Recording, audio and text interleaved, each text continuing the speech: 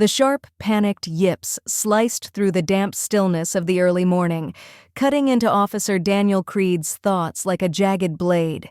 He stood beside his weathered patrol car, the bitter steam of black coffee rising from the thermos in his hand. The sound, a desperate, almost human wail, froze him mid-sip. His gray eyes, hardened by years on the force, darted across the mist-shrouded street of Eldridge Hollow, a sleepy town nestled between rolling hills and dense pine forests.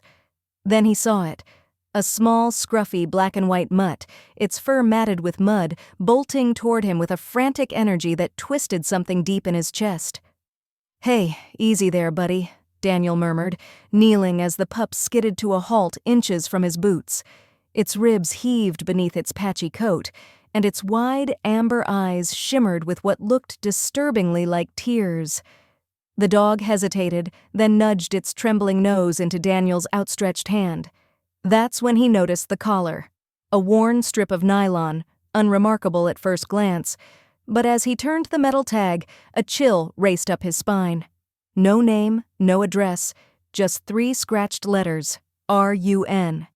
Daniel had seen a lot in his 18 years with the Eldridge Hollow Police Department, petty thefts, bar fights, the occasional meth bust. But this was different. This wasn't just a lost stray. This was a plea, a warning etched into metal by someone or something desperate.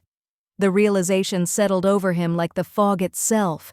This tiny, terrified creature was about to pull him into a mystery that would unravel everything he thought he knew about his quiet little town. Leave a like, share your thoughts below, and let me know where you're reading from. Now let's dive deeper into the tale. Officer Daniel Creed wasn't always the gruff, no-nonsense cop his colleagues knew him as today.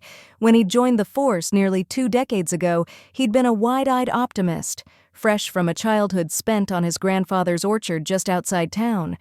Back then, he'd dreamed of making a difference, of protecting the innocent. But years of witnessing Eldridge Hollow's underbelly, its secrets buried beneath quaint facades, had chipped away at that idealism, leaving behind a man who preferred routine to heroics. Still, beneath his stoic exterior lingered scars from a past he rarely spoke of: the disappearance of his childhood mutt, Rusty, a scrappy terrier mix who'd vanished during a storm when Daniel was 11. The loss had gutted him, planting a quiet empathy for strays that he kept buried deep. Eldridge Hollow itself was a town of contrasts. Historic brick storefronts lined Main Street, while sprawling new developments crept up the hillsides, funded by outsiders seeking a rural escape. The police department mirrored this divide. Veterans like Chief Harold Vance clung to old-school priorities, while younger officers pushed for change. Underfunded and overstretched, the department often sidelined minor cases, especially those involving animals, a fact that gnawed at Daniel more than he'd admit. The black-and-white pup, whom Daniel would later name Dash, stood out even before the eerie message on its collar came into focus. Its eyes held a haunting mix of fear and resolve, and its wiry frame bore faint scars beneath the mud. As Daniel carried the trembling dog into the station, the hum of fluorescent lights overhead felt oppressive. He set Dash on his cluttered desk, ignoring the curious glances from passing officers, and examined the collar more closely. "Run." The word wasn't just scratched, it was deliberate, carved with precision. "Found yourself a new partner, Creed?" Officer Lila Torres approached, her tone light but her dark eyes sharp. At 29, she was one of the department's rising stars, her quick mind a stark contrast to Daniel's methodical approach. She leaned in, her braided hair brushing her shoulder as she studied the pup. "Poor thing's a wreck. Where'd you pick him up?" "Ran straight at me on Willow Street," Daniel replied, keeping his voice low, crying like he'd seen a ghost. "Then I saw this." He handed her the collar, watching her expression shift from amusement to unease. "Run?" Lila frowned, flipping the tag over. "That's odd. No owner info?" "Nothing," Daniel said, shaking his head. "No chip either. I checked. But the way he came at me, it's like he was looking for me specifically." Lila crouched to pet Dash, who flinched before relaxing into her touch. He's scared out of his mind, she murmured. I'll grab some water and food. You check the system. See if anyone's reported a missing dog like him. As Lila raided the break room for supplies, Daniel logged into the ancient precinct database. 30 minutes later, he leaned back with a frustrated sigh. Nothing matches. No lost dog reports, no break-ins, no disturbances. It's like he came out of nowhere. Lila returned, setting a bowl of water and some leftover sandwich meat in front of Dash, who sniffed it warily before eating.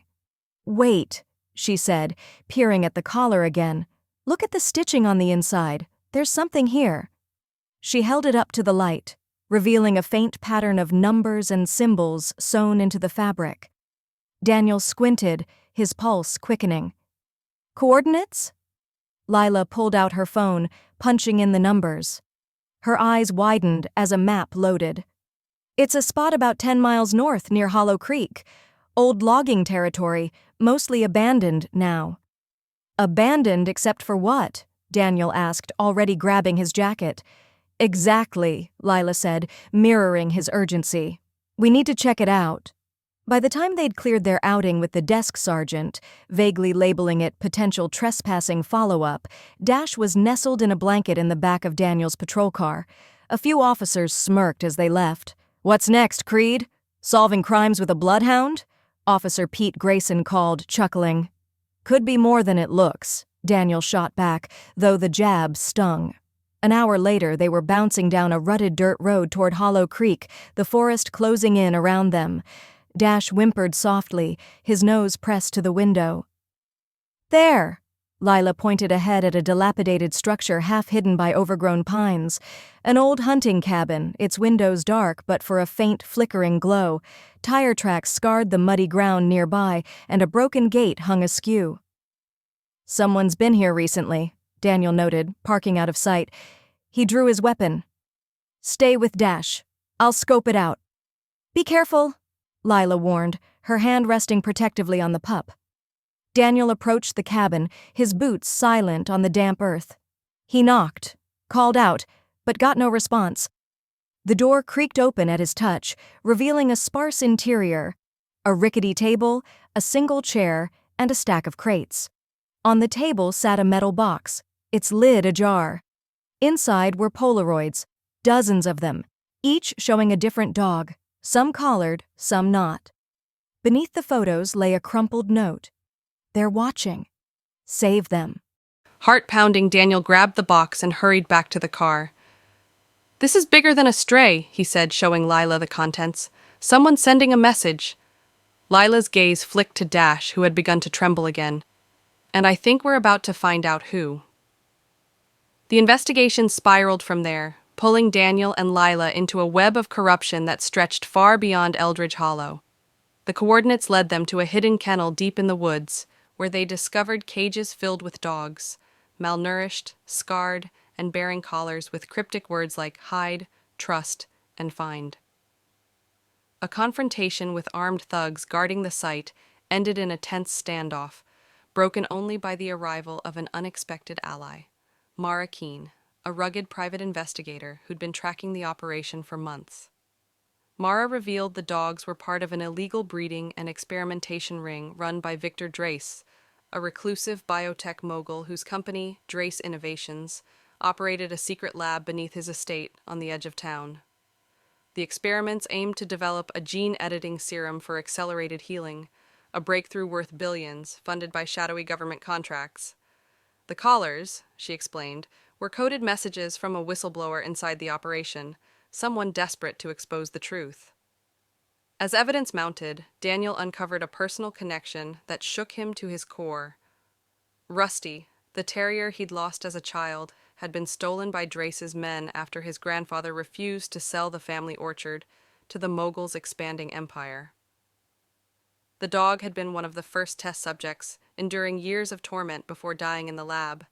The revelation reframed Daniel's childhood grief as a spark for the mission he now faced. With Mara's help, Daniel and Lila infiltrated Drace's facility, a high-tech nightmare of steel and glass buried underground. They faced betrayal when Pete Grayson, a fellow officer, revealed himself as Drace's mole, leading them into an ambush.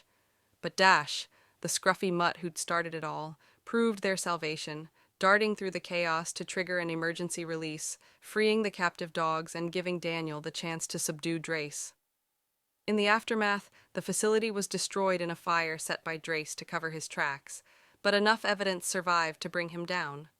At trial, he was sentenced to 30 years, his empire dismantled, and the rescued dogs, over 50 in total, found homes through a foundation Daniel established in Rusty's memory. Lila joined him in the effort, leaving the force to advocate for ethical science, while Mara became their security chief. Years later, Daniel stood on the porch of his new home, a cabin overlooking the orchard he'd reclaimed. Dash, now gray around the muzzle, and a dozen other rescued dogs roamed the yard, their barks a symphony of freedom. A photo of Rusty sat on the mantel inside, beside one of Daniel with his new family, human and canine alike. The collar that had read "Run" hung in a frame at the Foundation's headquarters, a testament to how one small creature's courage had sparked a revolution.